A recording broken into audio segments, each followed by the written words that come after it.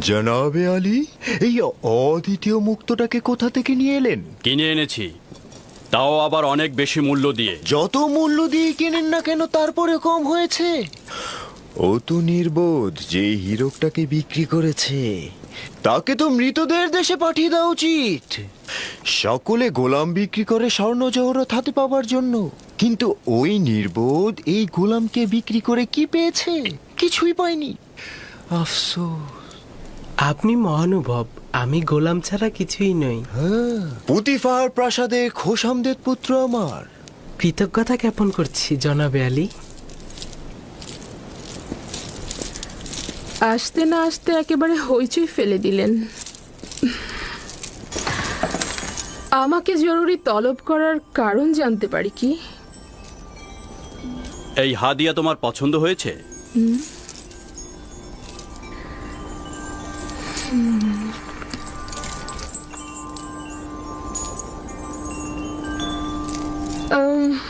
একে পূর্বে কখনো দেখেছি বলে তো মনে হচ্ছে না।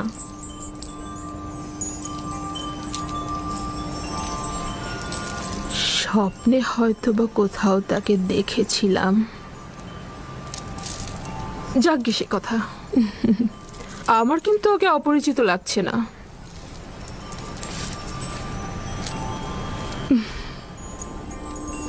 জনাব পুতিফারের সুরুচি ও নির্বাচনকে মোবারকবাদ।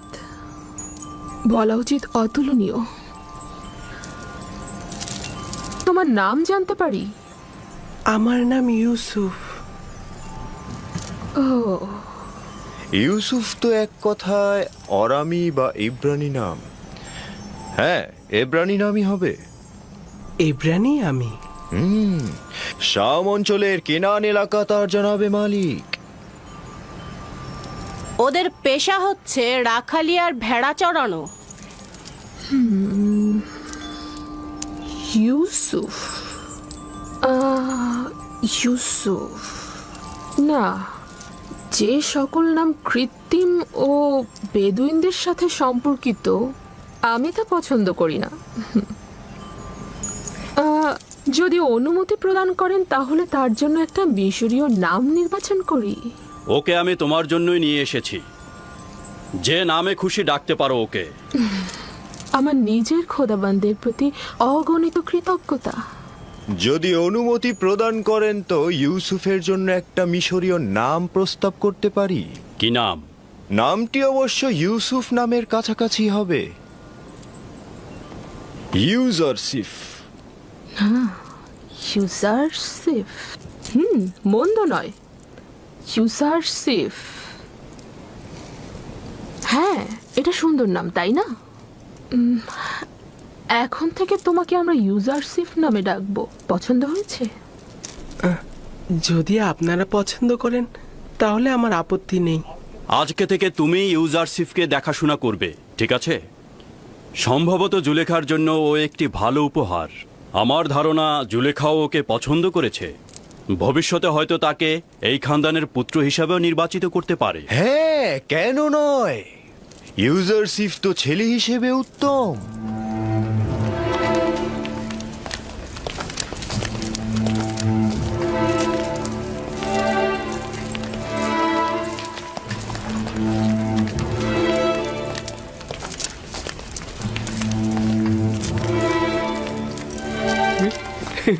ও মা, কি সুন্দর ছেলে! এরকম সুন্দর ছেলে তো আমি জিন্দেগিতে দেখিনি। হ্যাঁ, আমিও দেখিনি। তবে তার চেহারা কিন্তু গোলামের মতো নয়।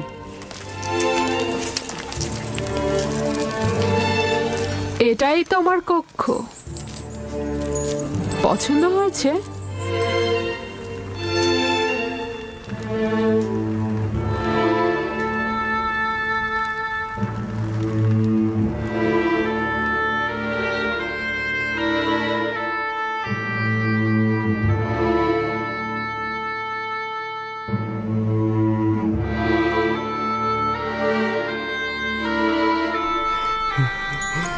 শুক্রিয়া জ্ঞাপন করছি, আমার অনেক পছন্দ হয়েছে। ইউজারসিফের বিশ্রামের সকল ব্যবস্থা করো।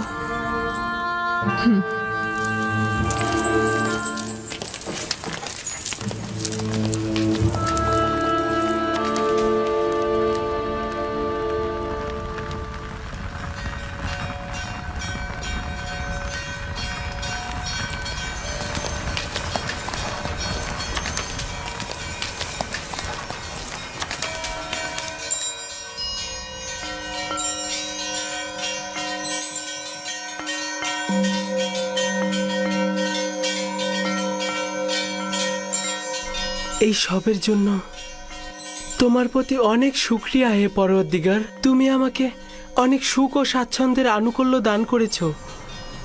হে ইউসুফ, এইভাবে খোদা তোমাকে আর্থিক স্বাচ্ছন্দ্য ও সমুন্নত মাকাম অনুগ্রহ করছে।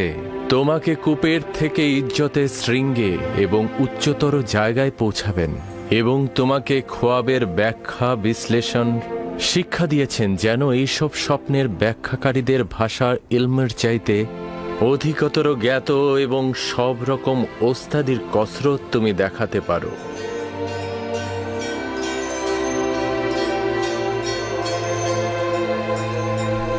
শুক্রিয়া জ্ঞাপন করছি হে পরওয়ারদিগার, শুক্রিয়া জ্ঞাপন করছি আপনাকে।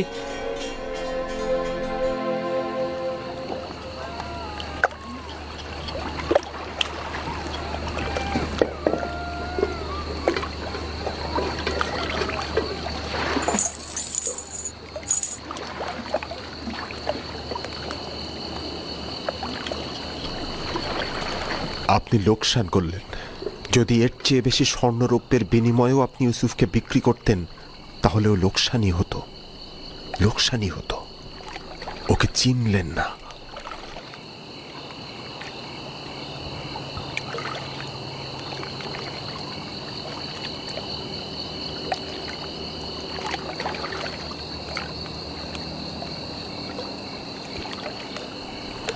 তুমি বুঝতে পারছো কি বলছো? হ্যাঁ, তুফানে আমরা আটকা পড়েছিলাম। জীবজন্তুগুলো লবণাক্ত কূপের সামনে দাঁড়িয়ে পড়ল। একবারও ভেবেছেন কেন? আপনার অধিক লাভের জন্য নাকি ইউসুফের নাজাতের জন্য? আমার মনে হয় ইউসুফের কারণে এই কূপের পানি হঠাৎ সুমিষ্ট হয়ে গিয়েছিল। ইউসুফকে চর মারার কারণে আমার হাত অসাড় হয়ে যাওয়ার কথা আপনার মনে আছে জনাবে মালিক? পরবর্তীতে ইউসুফের দোয়া আর হাতের স্পর্শের কারণেই তো আমি সাফা পেয়েছি, তাই না? জনাব মালিক, আপনি হয়তো ভুলে গেছেন যে এই ইউসুফের কারণেই আমি মরার হাত থেকে বেঁচে গেছি। ইউসুফের দোয়ায় আমরা সাফা পেয়েছি। ইউসুফের বরকতেই আমাদের সবার জীবন বাঁচল। এত সোনা রূপা পেলেন আপনি। ইউসুফ কোনো মামুলি ইনসান নয় মালিক। হ্যাঁ, তোমরা ঠিক কথাই বলছো। এগুলো আম্বিয়া ইলাহিদের উপরই অবতীর্ণ হয়, কিন্তু কেন আমি বুঝতে পারলাম না এই ইউসুফ কে ছিল, কেন সে তার পরিচয় গোপন করলো। এসব কি বললে ফালিক? কেন আমার আনন্দ আহ্লাদকে বিষণ্ণ করে দিলে? এতক্ষণ ভেবেছি কতই না লাভ করেছি, কিন্তু লাভের থেকে বেশি খেসারত দিয়েছি। হায় ফালিক হায়, আমি তো একজন গোলামকে নয়, সম্ভবত আমি একজন আম্বিয়া ইলাহিকে বিক্রি করেছি। তার ব্যবহার ও কথা বলার আদব এবং তার মহানুভবতাও লক্ষ্য করেননি। ওর বিদ্বেষহীন চোখ আর ন্যায়পরায়ণ রুহু কেন দেখলাম না? আমি আজ থেকে পূর্ববর্তী খোদাদের দোজকে নিক্ষেপ করে তার খোদাকে নির্বাচিত করেছি। আমি অবশ্যই খেসারতের ক্ষতিপূরণ দেব, আমি অবশ্যই কিছু করব।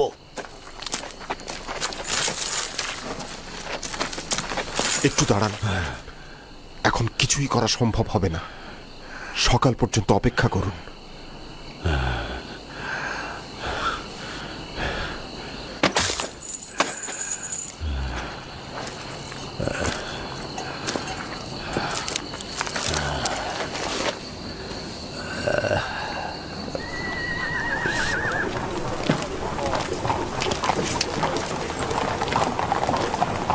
জনাব, পুতিফারের প্রাসাদটা কোন দিকে? ওইদিকে শেষ প্রান্তের প্রাসাদটিতে চলে যান।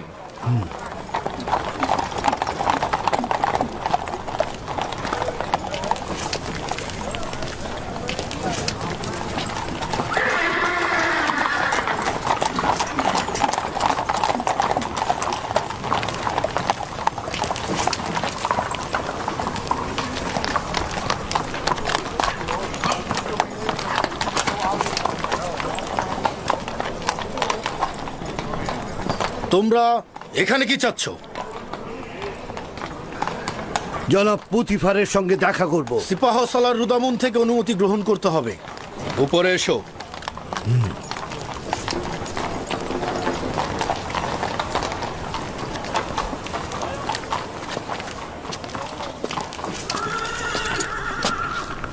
জনাব সিপাহ সালার, আলী জনাব পুতিফারের সাথে দেখা করতে চান তারা।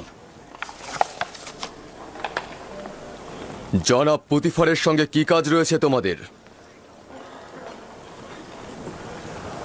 আপনারা তাকে বলুন যে গতকাল যে গোলাম কিনেছে তার মালিক তার সঙ্গে দেখা করতে এসেছে।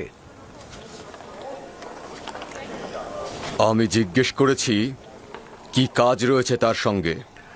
আর তার কাছ থেকে কিছু বেশি মুদ্রা নেওয়া হয়েছে, আমি এটা তার কাছে ফেরত দিতে চাইছি।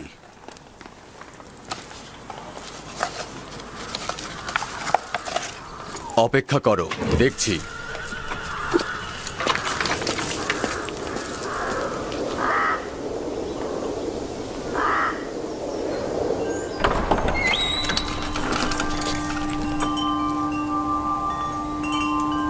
কি হয়েছে রুদামুন?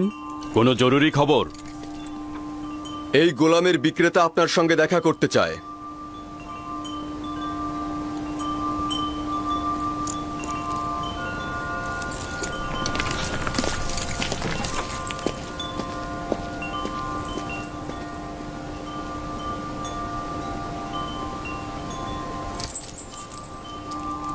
তুমি কি আনন্দিত নও ইব্রানি? এখানে থাকার জন্য আমি আনন্দিত, কিন্তু গোলাম থাকার জন্য নয়। আমাদের ব্যবহার কি তোমার সাথে একজন গোলামের মতো? আপনাদের ব্যবহার আপনাদের মহানুভবতার পরিচয়, যা আমার গোলাম থেকে জেগে ওঠার অনুভূতি। সাবাস, নিজের অবস্থান থেকে যথাযথই উত্তর দিয়েছো। আমি তাকে নিয়ে আশাবাদী জনাবে মালিক। সে কিন্তু দারুণ পড়তেও লিখতে পারে। এই সব প্রশংসা ঠিক আছে হানিফার, কিন্তু আমার মনে হয় কথা যত কম বলা যায় ততই ভালো। আমার উপরে বিশ্বাস রাখবেন, আমি বেশি কথা বলার ছেলে নই। এরপর থেকে জনাব পুতিপারের সঙ্গে অনুমতি ছাড়া কথা বলবো না। সাবাস, এটাই উত্তম হবে। তুমি কোথাকার অধিবাসী? তোমার পিতামাতার নাম? মালকিন, আপনি হয়তো তার কাছ থেকে তার বংশ পরিচয় জানতে চাইছেন, কিন্তু মরুভূমিতে যে ভেড়া চড়ায় তার বংশ পরিচয় দেওয়ার আর কি বাকি থাকে? কেউ কি তোমার কাছে মতামত চেয়েছে? তবে আমি কিন্তু ইউজারসিফের চেহারার মধ্যে সম্মানিত ব্যক্তি ও কুলীন বংশের নিশানা পেয়েছি।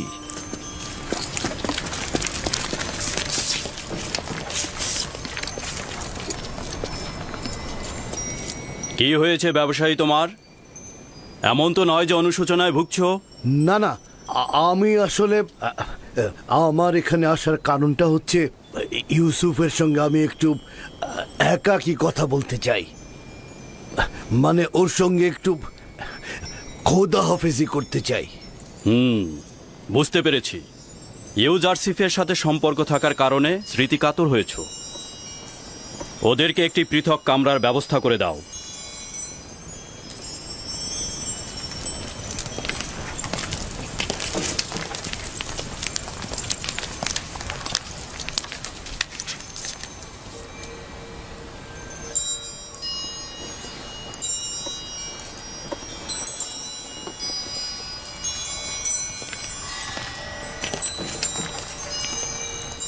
দেখলে তো ওর সাথে সম্পর্ক ছিন্ন করা কতটা মুশকিল।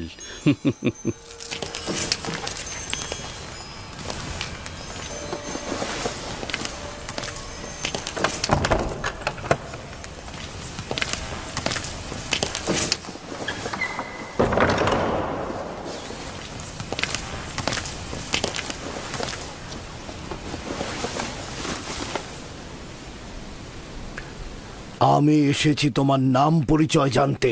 তুমি না বলা পর্যন্ত আমি ফিরবো না। বলেছি তো আমি সন্তান।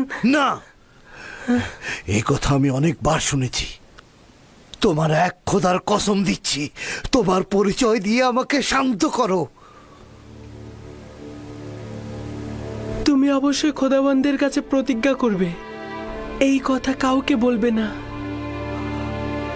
আমি প্রতিজ্ঞা করছি, আমি ইব্রাহিমের খোদার কসম করছি,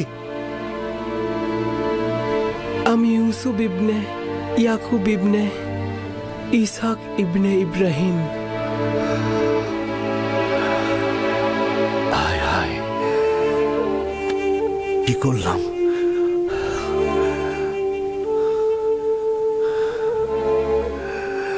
আমরা তো চাচাতো ভাই, তুমি ইসাকের বংশধর এবং আমি ইসমাইল জাবিউল্লাহর বংশধর।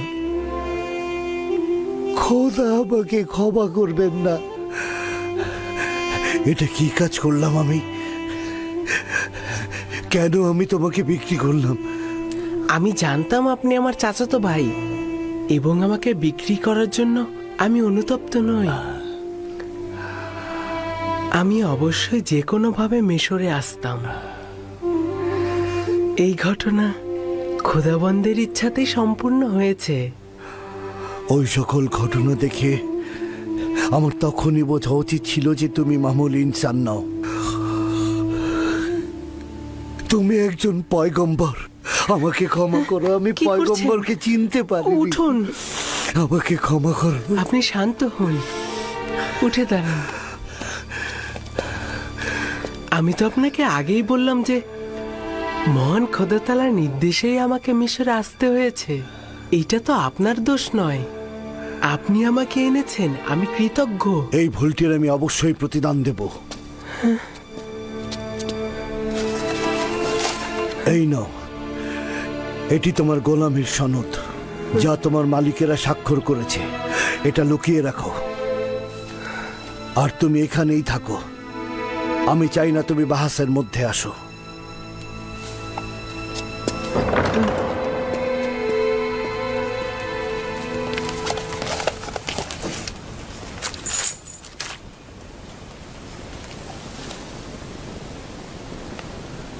আমি মিশরের প্রিয় আলী জনাব পুতিফারের কাছে ক্ষমা প্রার্থনার আবেদন করছি।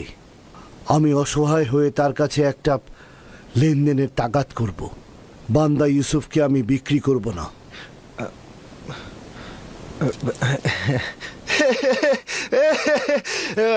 সাবাস সাবাস তোমাকে। কিছুক্ষণ পূর্বেও তোমাকে নির্বোধ ভেবেছি, কারণ তুমি ইউসুফের মতো হিরোককে চিনতে পারোনি। কিন্তু এখন দেখছি তুমি এইরকম নয়। অবশেষে তুমি হিরোকটাকে চিনতে পেরেছো, কিন্তু একটু বেশি দেরি হয়ে গেল না? বিক্রয় করবার পূর্বেই তোমাদের এটা চিন্তা করা উচিত ছিল। এখন অনেক দেরি হয়ে গেছে। জনাব পুতিফার, ইউসুফের জন্য আমি আমার সকল সম্পদ দিয়ে দিতে প্রস্তুত। তাগাদ করছি তাকে ফিরিয়ে দিন। তুমি কি শুনতে পাওনি? জনাব পুতিফার বলেছেন আর কোনো কিছুর বিনিময়ে ইউজারশিপকে ফেরত দেওয়া হবে না। আমি স্বীকার করছি এই লেনদেনের জন্য আমি অনুতপ্ত। আমরা ইউসুফকে বিক্রি করব না, আর ওকে ছাড়া এখান থেকে যাবও না। যদি আর একবার গোস্তাকি করো তো দুজনকে ধরেই কয়েদখানায় পুরব। এখান থেকে চলে যাও। আমি ইউসুফকে ছাড়া এখান থেকে যাব না। আলী জনাব, রহম করে ইউসুফকে ছেড়ে দিন। রুদামুন, তাদেরকে ধরে কয়েদখানায় পুরে দাও। এলাহি, তুমি সাক্ষী রইলে। আমি ইউসুফকে কিনেছি কিন্তু বিক্রি করিনি। আলী জনাব, আমি ইউসুফকে না নিয়ে এখান থেকে যাব না। আমাদের কথা আমাকে নিয়ে ছেড়ে যাও। দাও। তাদেরকে আমাকে আমার কঠিন ইউসুফকে শাস্তি নিয়ে প্রদান যেতে করো। দাও। আমার ইউসুফ, ইউসুফ, নিয়ে যাও। কি হলো তোমাদের? দ্রুত আমাকে নিয়ে ছেড়ে যাও। দাও। আমাকে ছেড়ে দাও। ইউসুফ, ইউসুফ।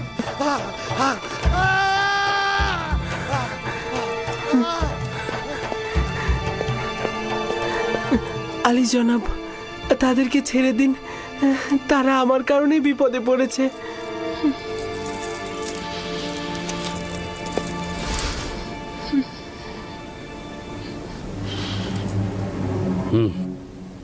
তাদের জন্য কঠিন শাস্তি পাওনাই উপযুক্ত ছিল। অনুরোধ করছি। শুধু তোমার কারণেই আমি ওদেরকে ক্ষমা করে দিলাম। তাদের আজাদ করে দিতে বলো, বন্দি করবার দরকার নেই।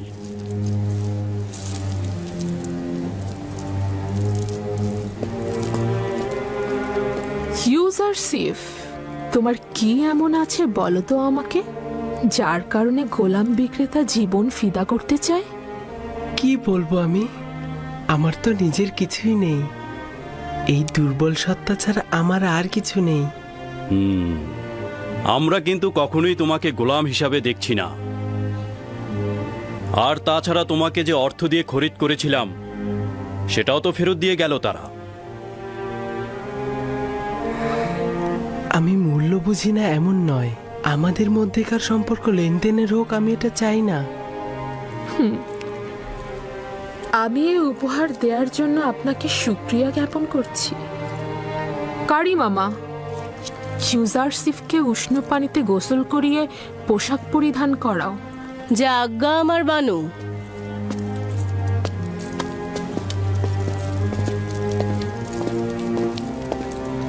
বুঝতে কি পারছো, তোমার এই দাসী কিন্তু ইউজারশিফকে একদমই মেনে নিতে পারছে না। আপনি চিন্তিত হবেন না, আস্তে আস্তে সব বুঝে নেবে। সে যত তাড়াতাড়ি বুঝতে পারবে ততই তার জন্য মঙ্গল হবে।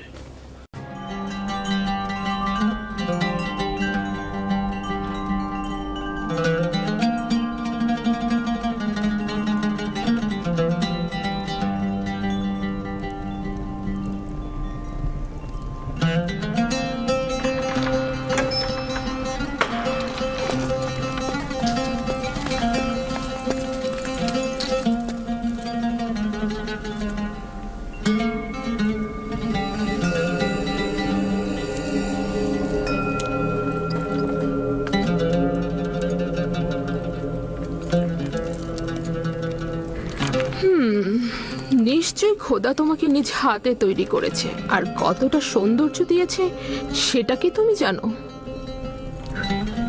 রাজমহলের তত্ত্বাবধায়ক হানিফারকে ডেকে আনা হোক।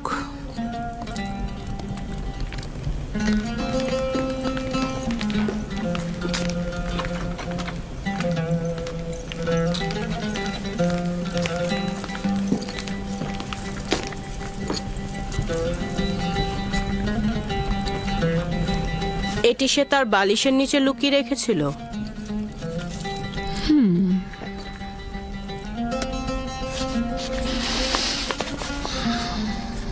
আমার বানু, এটা ইউজারশিপকে কেনার সনদ। শামুন নামের একজন ইউজারশিপকে মালিকের নিকট বিক্রয় করেছেন। এটা তো রাজমহলে থাকা উচিত, তোমার কাছে নয়। আপনি যা ভালো মনে করেন।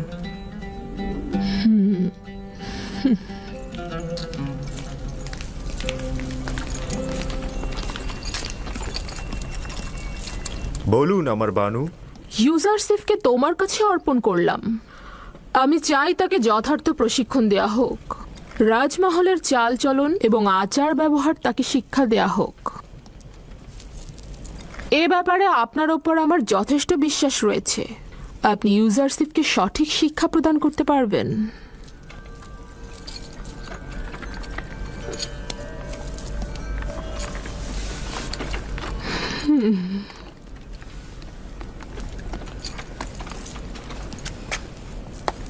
দেখে কিন্তু মনে হচ্ছে না সম্মান প্রদর্শনের এই ভঙ্গি সে উপভোগ করছে।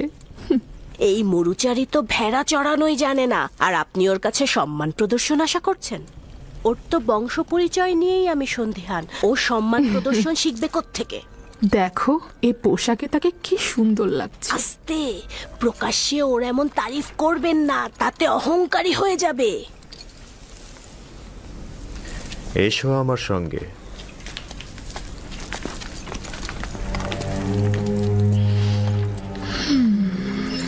এতক্ষণ যে কামরাটিতে ছিলে সেটাতে বানু জুলেখা ও পুতিফারের একান্ত লোকজনই আসতে পারে। যখন তখন যে কেউ এই কামরায় ঢুকতে পারে না। এই কামরায় প্রবেশ করতে হলে তাকে অবশ্যই 7টি দরজা অতিক্রম করতে হবে।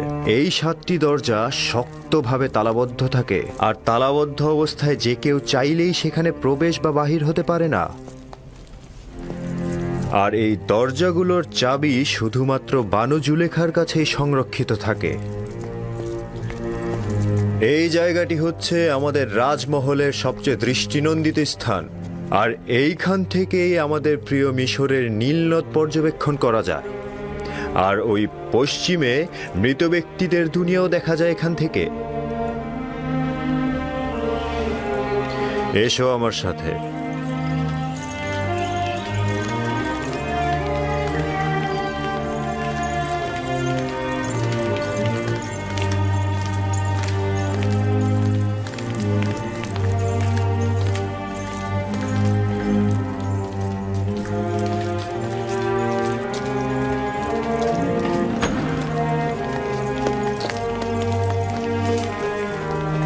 এটি বানু জুলেখার নির্দিষ্ট কামরা। তিনি অত্যন্ত দাম্ভিক ও অভিজাত পরিবারের সন্তান। তোমাকে সতর্ক থাকতে হবে, কখনোই তার ফরমানের অবাধ্য হওয়া যাবে না। চলো যাই।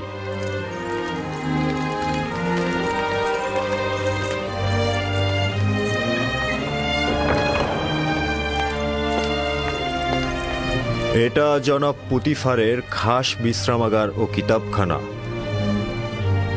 জনাব পুতিফার হলেন মিশরের দ্বিতীয় শ্রেষ্ঠ ব্যক্তি। তোমাকে শিখতে হবে কিভাবে রাজ্যের সম্মানিত ব্যক্তিদেরকে কুর্নিশ করে সম্মান দিতে হয়। ও হচ্ছে সুপার, কিতাবখানা রক্ষক এবং জনাব পুতিফারের বইগুলোর বিশেষ পাঠক। চলো যাই।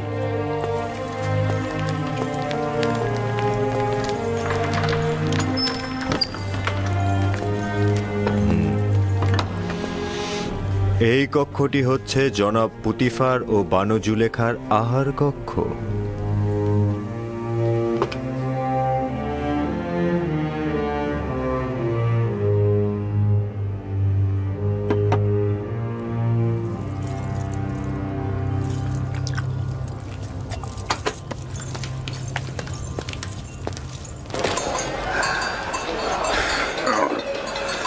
আমি যে করেই হোক ইউসুফকে নাজাত দেব, তার মুক্তির পথ খুঁজব। এমন ভাবে বললেন যেন ইউসুফ জেলখানায় আর আপনি তাকে মুক্ত করবেন। কয়েদখানায় থাকা আর গোলামি করা তো একই।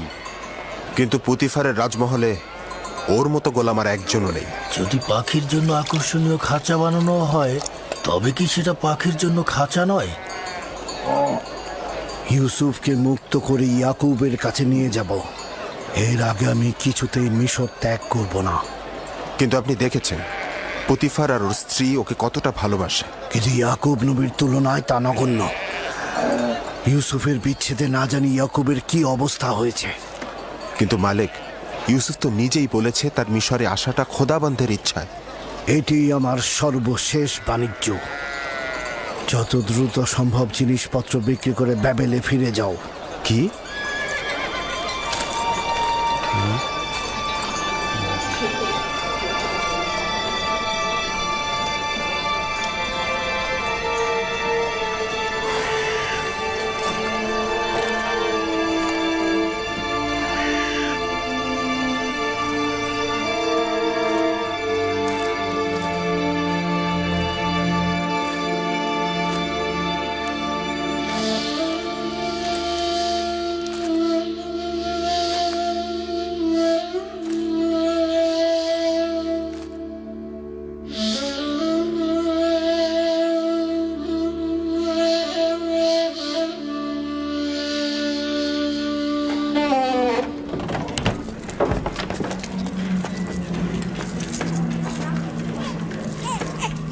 এটি খেদমতদার ও গোলামদের থাকবার জায়গা।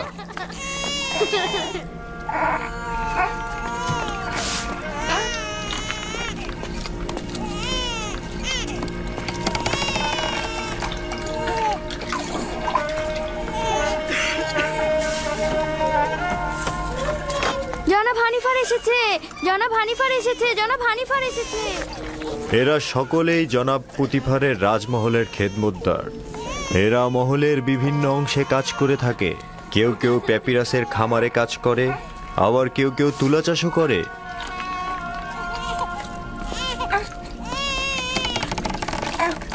কিছু সংখ্যক পুরুষ এবং নারী এখন কর্মক্ষেত্রে রয়েছে।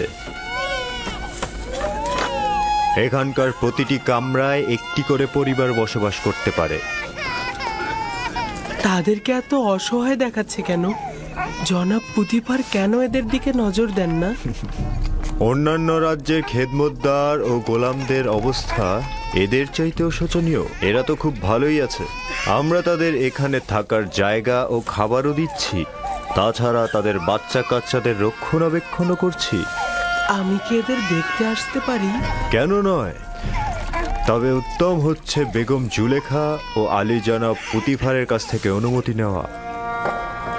এরা হচ্ছে বিশেষ গোলাম যারা পালকি বহন করে থাকে।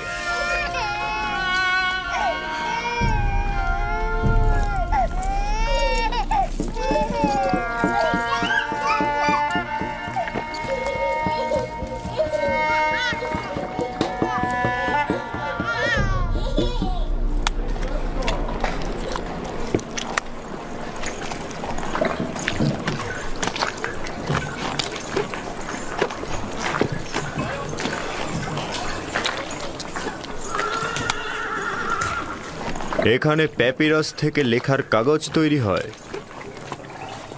আলী জনাব হানিফার ওপর দরুদ বর্ষিত হোক। এটা প্যাপিরাসের কাগজ, এটাতেই লেখা হয়। আমরা লেখার জন্য পশুর চামড়া ব্যবহার করতাম। এটা কিন্তু পশুর চামড়া থেকেও উত্তম। তুমি কি লিখতেও পারো? যিনি আমাকে সৃষ্টি করেছেন তিনি লেখা শিখিয়েছেন। বাহ, বেশ ভালো। একজন গোলাম যদি লিখতে জানে সেটা মালিকের জন্য নিয়ামত স্বরূপ। তুমি কার কাছ থেকে শিখেছ বললে?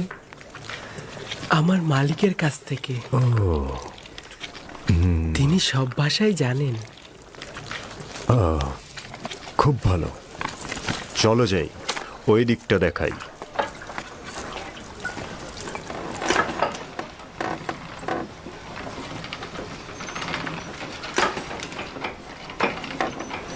এটি হলো কাতান বুননের স্থান। কাতান কি? কাতান হচ্ছে সেই কাপড় যেটাকে কোমরে পেঁচিয়ে পরিধান করে থাকি আমরা, এবং এই কাপড়টা দিয়েই লেবাস তৈরি করি। সবচাইতে মোলায়েম যে কাতানটি তৈরি করা হয় সেটার নাম কাতানে সালাতানাতি। শুধু রাজমহলের বাসিন্দাদের জন্যই এ কাতান তৈরি করা হয়। বানু জুলেখার আকর্ষণীয় যে কাতানগুলো আছে সেগুলো এখানেই তৈরি হয়। চলো যাই।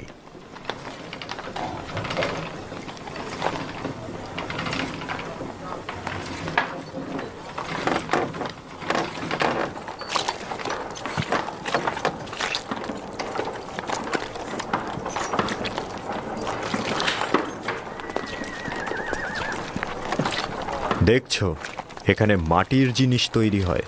আলী জনাবের উপর দরুদ বর্ষিত হোক।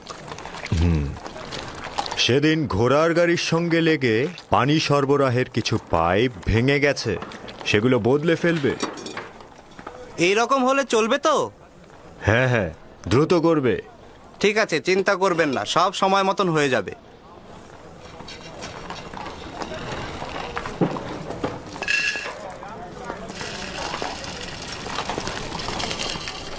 এটি খাদ্য সরবরাহের ভাণ্ডার। রাজমহলের সমস্ত খাবারের উপকরণ এখানেই রাখা হয়।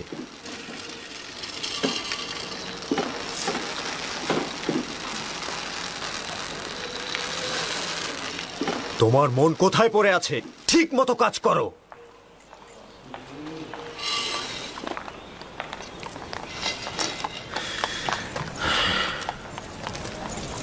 ভুলে যেও না, এখন থেকে তোমাকে তলব করে সওয়াল করা না পর্যন্ত কোনো জবাব দেবে না। কি মনে থাকবে? বানু জুলেখা একজন দাম্ভিক নারী। কখনো কখনো সে রাজসভার সদস্যদের সঙ্গেও কঠোর আচরণ করেন। ছেড়ে দাও, আমি এই কাজ করিনি। বিশ্বাস করো, আমি এই কাজ করিনি। আমাকে ছেড়ে দাও, আমাকে ছেড়ে দাও, আমি করিনি।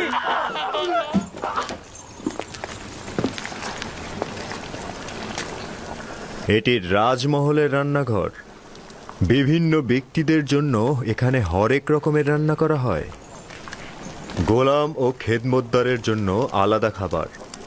দায়িত্বশীল ব্যক্তি ও তত্ত্বাবধায়কদের জন্যও আলাদা খাবার, এবং জনাব পুতিফার ও বানু জুলেখার জন্য স্বতন্ত্র খাবার তৈরি করা হয়। কেন অনেক রকম খাবার তৈরি করা হয়? সকলের জন্য একরকম খাবার তৈরি করলেই তো হয়।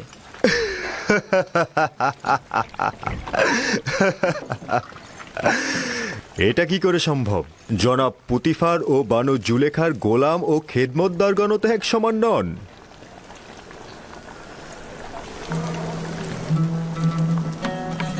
ও হচ্ছে ইউজারশিপ। এখন থেকে ইউজারশিপই তোমাদের খাবার বন্টনে সহায়তা করবে। ও একজন অক্ষর জ্ঞান সম্পন্ন বালক, তালিকা অনুযায়ী হিসেব করে ও খাবার বন্টন করবে।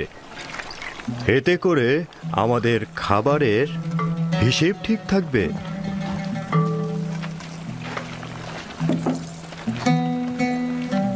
দেখেছো তোমাকে কত আগ্রহের সঙ্গে দেখছে, আর তোমার জন্যই এখানে জড়ো হয়েছে সবাই। তোমরা এখানে কি চাও? নিজেদের কাছে যাচ্ছ না কেন?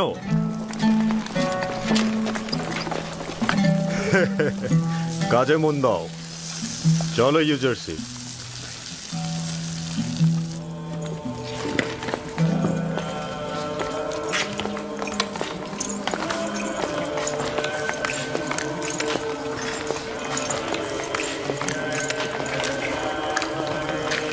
এইটা হলো রাজমহলের ইবাদতখানা, জনাব পুতিফার ও বানু জুলেখা। এবং রাজমহলের ব্যক্তিরা এখানে ইবাদত করেন। আমরা নিজেদের খোদাকে এখানে সংরক্ষণ করে রাখি। তার মানে আপনাদের খোদার থাকার জন্য বসবাসের জায়গা দরকার? অবশ্যই দরকার। খোদাকে তো আর খোলা আকাশের নিচে রোদ বৃষ্টিতে রাখা যায় না।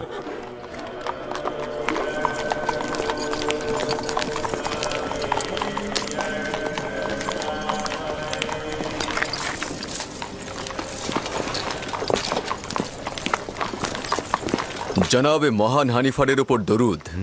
সাধারণত রাজমহল দর্শনের সময় সকালবেলা, হঠাৎ এই দুপুরবেলা।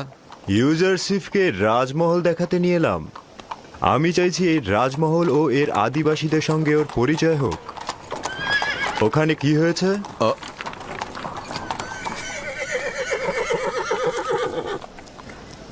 রাজমহল থেকে জোহর চুরি হয়েছে। এরা সকলেই রাজমহলের অভ্যন্তরীণ পাহারাদার।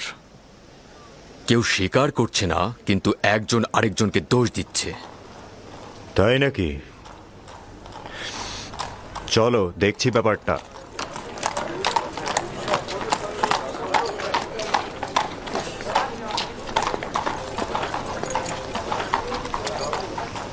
এদের দুজনকেই হাত পা বেঁধে রাজমহলের সামনে রশি দিয়ে ঝুলিয়ে চাবুক পেটা করা হোক। যতক্ষণ পর্যন্ত না স্বীকার করবে চলতেই থাকবে। আমাকে চিৎকার করবে না, যা বলার একজন করে বলো।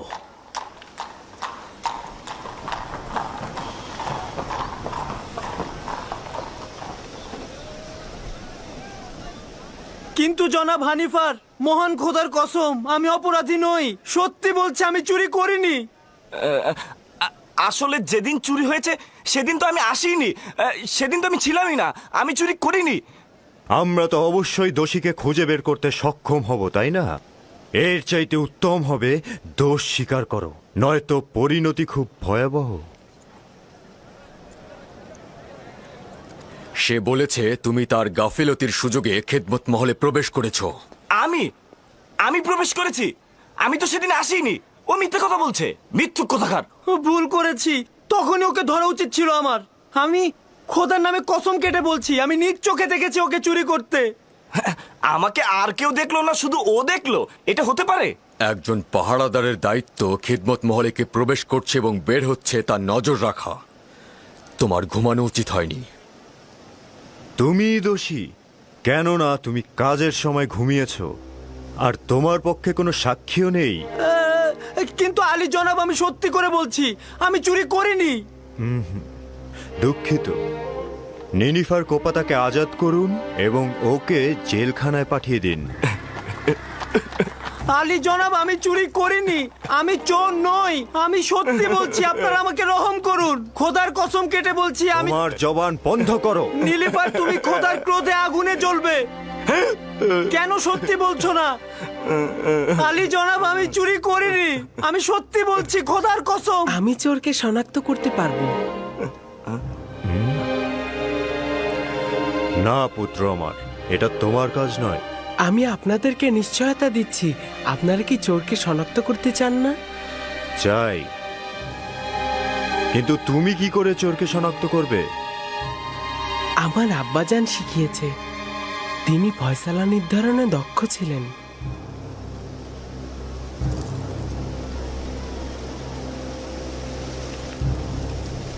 নিশ্চয়তা দিচ্ছ? জি জনাব হানিফার, চাইলে পরীক্ষা করুন। খুবই ভালো।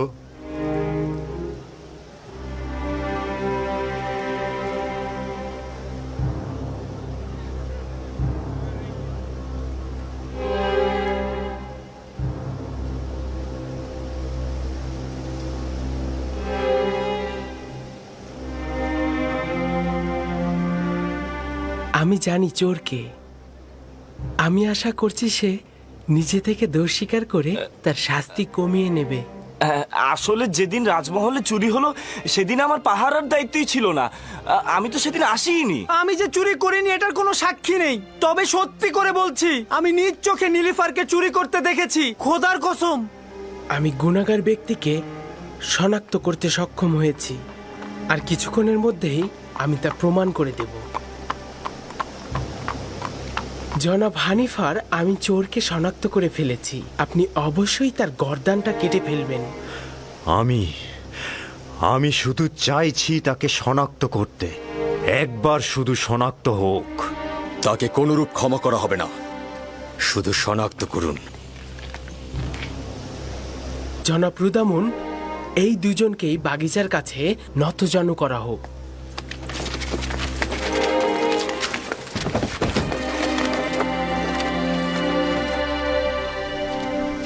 তাদের চক্ষু যুগল বেঁধে ফেলা হোক। রুমাল নিয়ে এসো।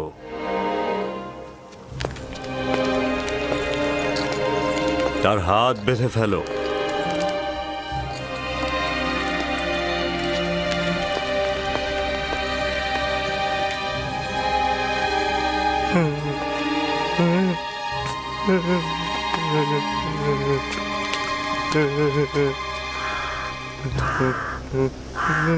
আরো একবার চোরকে সুযোগ দিচ্ছি, তুমি নিজে থেকে দোষ স্বীকার করো, শাস্তি কম পাবে, কিন্তু আমি যদি শনাক্ত করি তাহলে অবশ্যই তোমার গর্দান কাটা হবে।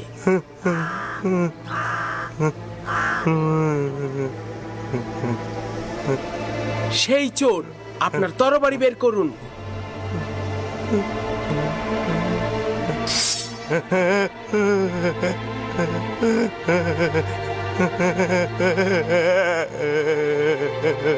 এই চোরটার গর্দান কেটে ফেলুন। না না না না, আমি স্বীকার করছি, আমি চুরি করেছি, আমি ভুল করেছি, আমি স্বীকার করছি। জনাব রুদামুন, আমি স্বীকার করছি, আমি চুরি করেছি। তুমি নিজেও চিন্তা করনি যে এত তাড়াতাড়ি স্বীকার করবে। সাবাস ইউজারশিপ, সাবাস। তাকে নিয়ে যাও।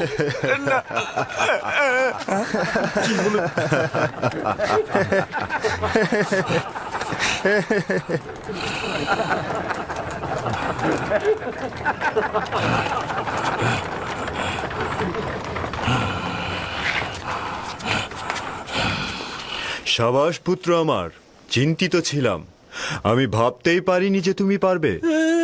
শুকরিয়া জ্ঞাপন করছি, অনেক অনেক কৃতজ্ঞতা জ্ঞাপন করছি। আমি গুনাহ না করেও শাস্তি পেতে যাচ্ছিলাম, অনেক অনেক শুকরিয়া। তোমাকে দোষী করেই তোমার জীবন বাঁচানো হলো, তাছাড়া আসল চোরকে ধরতে পারতাম না। তুমিও একেবারে গুনাহীন নও, আর একবার যদি দায়িত্বের অবহেলা করো তাহলে কঠিন শাস্তি প্রদান করা হবে। আজ্ঞা শিরোধার্য, এরকম আর হবে না। শুকরিয়া, শুকরিয়া। খুবই ভালো পুত্র আমার, চলো যাই, আমার সঙ্গে এসো। কি দারুণ বুদ্ধি রে বাবা। এই দেখলে কিভাবে চোরটাকে ফাঁদে ফেললো? যেমন বুদ্ধি তেমনই সুদর্শন। আমার তো বিশ্বাসই হচ্ছে না, একটা বালক কি করে এই কাজ করলো।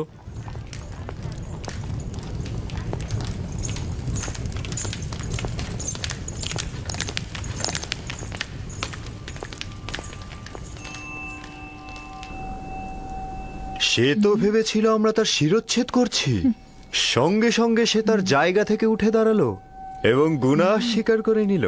সে তো ভয়ে বলতে থাকলো যে না না, শিরচ্ছেদ করো না, গুনাহ আমি করেছি, আমি চুরি করেছি, আমি আমার দোষ স্বীকার করছি। ইউজারশিপের এই চতুরতা দেখে সবাই তো একদম অবাক হয়ে গেল। কেউ তো চিন্তাও করতে পারেনি তার মতো একটা বালক এত তীক্ষ্ণ বুদ্ধি সম্পন্ন। আমি অবশ্যই জনাব পুতিফারের কাছে এই মূল্যবান হাদিয়ার জন্য শুক্রিয়া জ্ঞাপন করব। ইউজারশিপ খুব বুদ্ধিমান এবং অক্ষর জ্ঞান সম্পন্ন বালক। আজ থেকে কেউ অতিরিক্ত খাবার নিতে পারবে না। যার যতটুকু দরকার ততটুকুই হিসেব করে খাবার বিতরণ করবে সে। একজন অক্ষর জ্ঞান সম্পন্ন গোলাম তার মালিকের কাছে নিয়ামত স্বরূপ। ইউজারশিপের বিশ্রামাগার কোথায় নির্ধারণ করেছেন? এখনো সিদ্ধান্ত গ্রহণ করিনি। গোলামদের থাকার জন্য নির্ধারিত স্থান রয়েছে, এখানে সিদ্ধান্তের কি দরকার? না, গোলামখানায় নয়, এখানেই রাজমহলের মধ্যে, যা গতরাতে নির্ধারণ করা হয়েছে। ইউজারশিপ, তুমি কি রাজি আছো? শুক্রিয়া জ্ঞাপন করছি। যদি অনুমতি দান করেন, আমার শোবার জায়গা রাজমহলের গোলামদের মধ্যে হলে উত্তম হবে। আমি বলবো তুমি কোথায় এবং কাদের সাথে জীবন গড়বে। বুঝতে পেরেছ? জি। বানু, রাজমহলে একজন গোলামের উপস্থিতি নিয়মের বরখেলাপ। এতে করে অন্যান্য গোলামরা ঈর্ষান্বিত হয়ে উঠতে পারে। যখন আমি এবং এই মহলের প্রভু পুতিফার তার প্রতি আকৃষ্ট হয়েছি, তখন আর কারো হক নেই তার প্রতি দৃষ্টি দেওয়ার।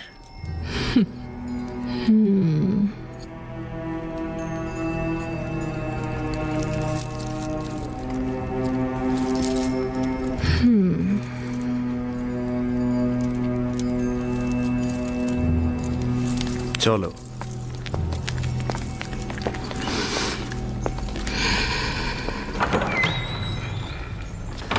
ইউজারশিপ, পুত্র আমার কোনো পুত্র সন্তান নেই। আমাকে তোমার পিতার ন্যায় জানবে এবং যে কোনো মুশকিলে আমাকে স্মরণ করবে। শুক্রিয়া জ্ঞাপন করছি।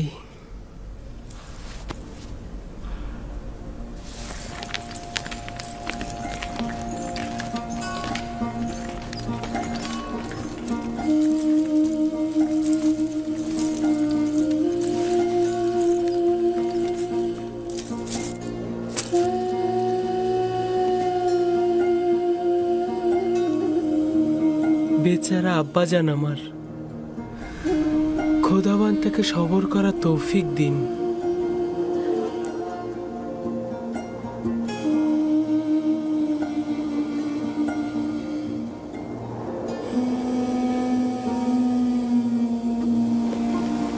হে কানানের নেকড়ের পাল, তোমাদের বলছি, হে কানানের সমস্ত নেকড়ের পাল, তোমরা নিশ্চুপ কেন? আব্বাজান, নেকড়িগুলো কি কথা বলতে পারে? না আমার পুত্র, তবে খোদা তাআলা যদি চান তবে নেকড়েরা অবশ্যই উত্তর দেবে।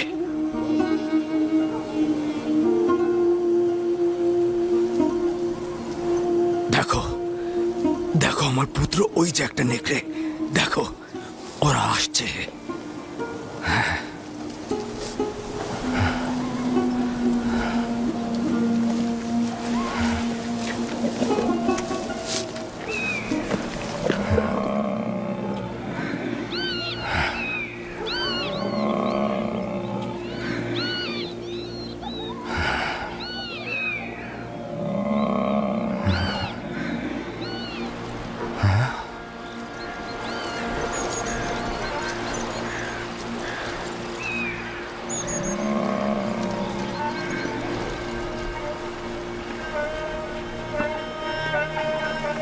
ওই যে দেখো আব্বাজান আসছে।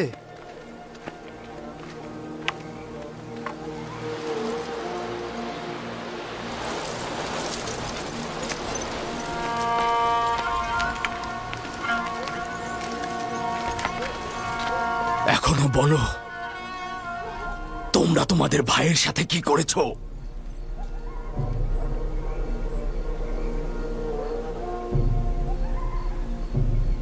কি হলো বলো? কথার উত্তর দিচ্ছ না কেন লাভি? পূর্বে বলেছি তো তোমরা মিথ্যে বলছো। নেকড়েরা অস্বীকার করেছে ইউসুফের খবর তাদের কাছে নেই। নেকড়ে? নেকড়ে কি করে অস্বীকার করতে পারে? আমি দেখেছি, ওরা আব্বাজানকে বলেছে, ওরা মাথা নেড়ে বলেছে ওরা জানে না।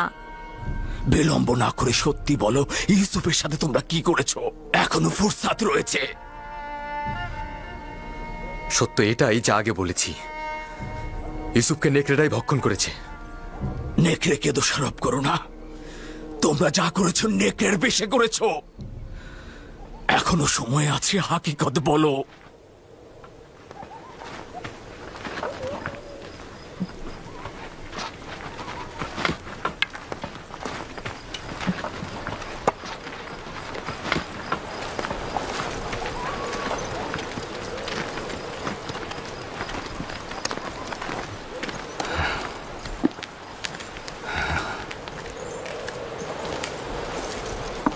খোদা তারা সবাইকে তওবা পড়া ফুরসাত দেন না।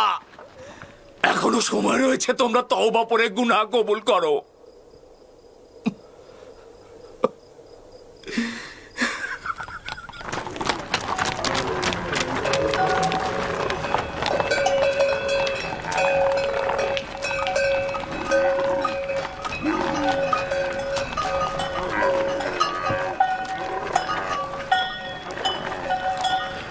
আপনার উপর দরুদ বর্ষিত হোক। আশা করি আবার দেখা হবে। খোদা হাফেজ। খোদা হাফেজ।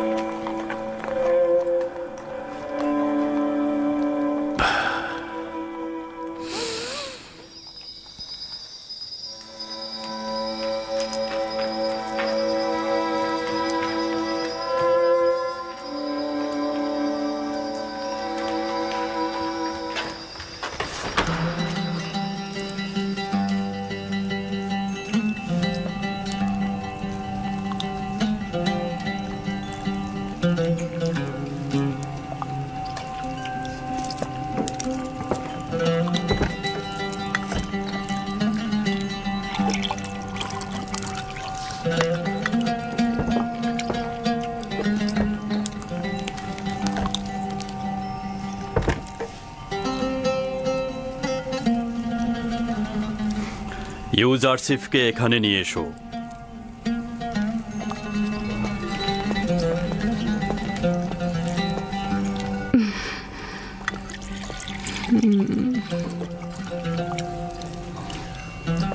এতদিন তোমার সঙ্গে জীবনযাপন করে আমি উপলব্ধি করলাম যে আমি কখনো সন্তানের অধিকারী হব না। আমি তোমাকে জননীর নিয়ামত থেকে বঞ্চিত করতে চাই না। আমাদের খুব বেশি বছর হয়নি আমরা নিকাবন্ধনে আবদ্ধ হয়েছি। কে জানে ভবিষ্যতে আমরা সন্তানের অধিকারী হতেও পারি। পূর্বে থেকেই জনাব পুতিফারের প্রতি আমার ভালোবাসার সন্তান না থাকার কারণে নয়, বুঝতেই পারছেন। তোমার মহব্বতের প্রতি আমার বিন্দুমাত্র সন্দেহ নেই। আমি ইউজারসিফকে ঠিক এই কারণেই তোমার কাছে অর্পণ করেছি। আমি জানি এরকম একটা সন্তান তুমি যদি পাও তবে তুমি এতে অবশ্যই আনন্দিত হবে। কোনো কিছুই আপনার মহব্বতের তুলনায় আমাকে আনন্দিত করবে না। ইউজারসিফকে আমি আপনার হাদিয়ার ন্যায় মহব্বত করব।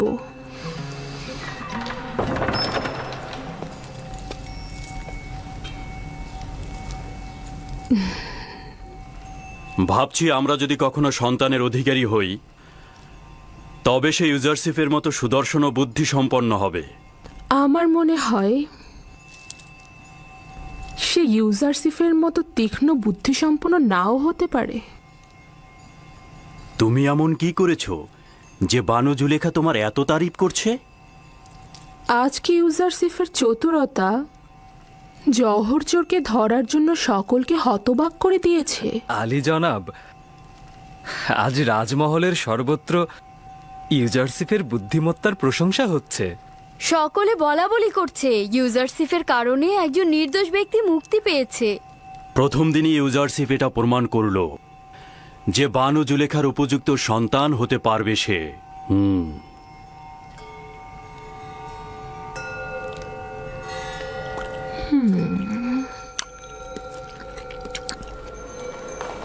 আমি নিজে শুনেছি ইউজারসিফকে সন্তান হিসেবে গ্রহণ করার সিদ্ধান্ত হয়েছে। তাই নাকি? জুলেখা কি সত্যি সত্যি এই সিদ্ধান্ত মেনে নিয়েছে? না, মুখে কিছু বলেনি, তবে রাজি আছে মনে হলো।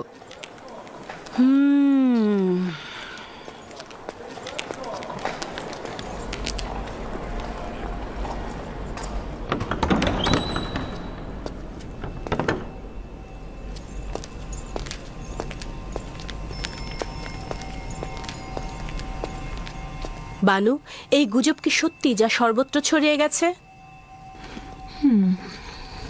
কি ইউজারসিফের সম্পর্কে? অনুমান করলাম ইউজারসিফই হবে। সন্তান হিসেবে ইউজারসিফকে গ্রহণ করার কি হাকিকত আছে? দারুণ নির্বাচন, তাই না? কিন্তু বানু, এটা তো মিশরের পারিবারিক ঐতিহ্য ও আইনের বরখেলাপ। ইউজারসিফ একটা অপরিচিত নিচু বংশের সন্তান এবং সে আপনার সাথে একেবারেই বেমানান। কি করে সে সম্মান পেতে পারে? আমার সন্তান হওয়া মানে কিন্তু সেই নাম যশ সবকিছুর অধিকারী হওয়া।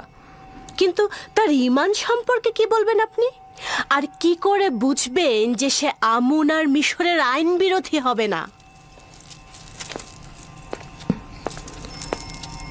আজব কথাবার্তা বলছো।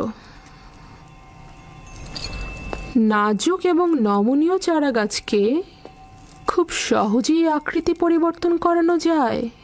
আশা করি সিদ্ধান্তটি আবার ভেবে দেখবেন। এটি মঙ্গলজনক নয়। আমি নিজ সিদ্ধান্ত গ্রহণ করেছি। তোমাকে যেটা বলা হয়েছে তুমি শুধু তাই করবে, বোঝা গেল? তাহলে একটু শুনুন, শেষ কথাটা বলি।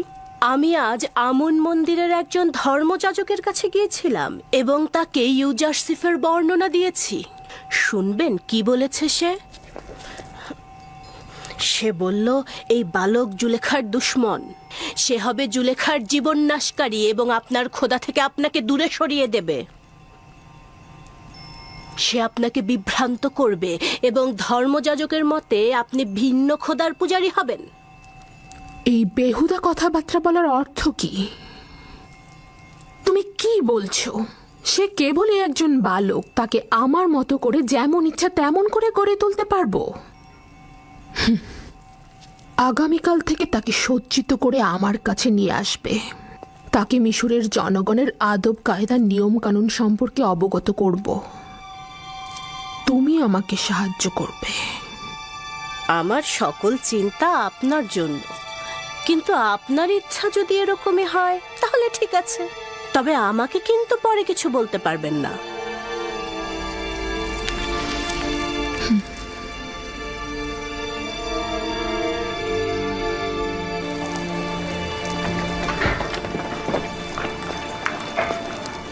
জনাব, পুতিফারের খাবার নিতে এসেছি। হয়েছে? ইউজারসিফ না আসা পর্যন্ত খাবার দেওয়া হবে না।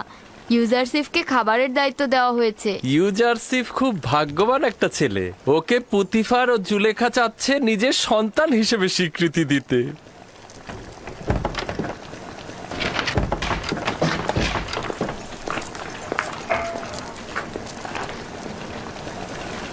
রাজমহলের লোক সংখ্যার পরিমাণ এতে দেয়া আছে।